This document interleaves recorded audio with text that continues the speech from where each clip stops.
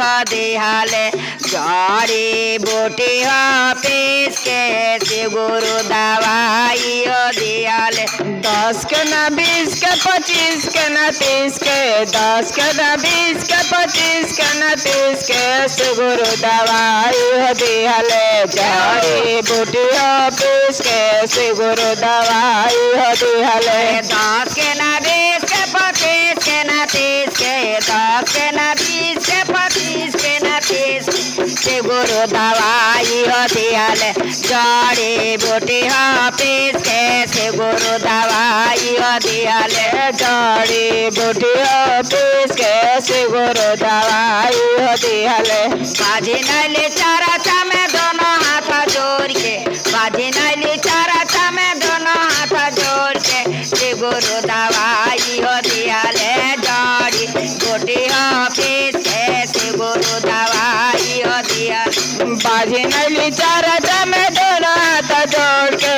बाजी नैली चारा में दोनों हाथ जोड़ के शिव गुरु दवाई हो दिहले जड़ी बूटी हो पीस के शिव गुरु दवाई हो दिहले जड़ी बूटी हो पीस के शिव गुरु दवाई हो दिहले जड़ी बूटी हो पीस के शिव गुरु दवाई हो दिहले अनराइले चारा में दोनों हाथ जोड़ के अनराइले चारा में दोनों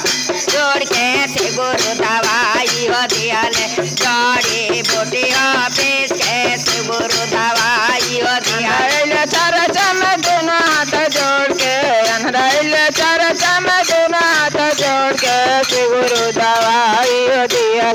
जड़ी बूटी हो पीस के शिव गुरु दवाई हो दिहले जड़ी बूटी हो पीस के शिव गुरु दवाई हो दिहले जड़ी बूटी हो पीस के शिव गुरु दवाई हो दिहले 10 के ना 20 के 25 के ना 30 के 10 के ना 20 के 25 के ना 30 के शिव गुरु दवाई हो दिहले जड़ी बूटी हो पीस के शिव गुरु दवाई हो 10 के ना 20 के 25 के ना 30 के 10 के ना 20 के 25 के ना 30 के शिव गुरु दवाई हो दिहले जड़ी बूटी हो पीस के शिव गुरु दवाई हो दी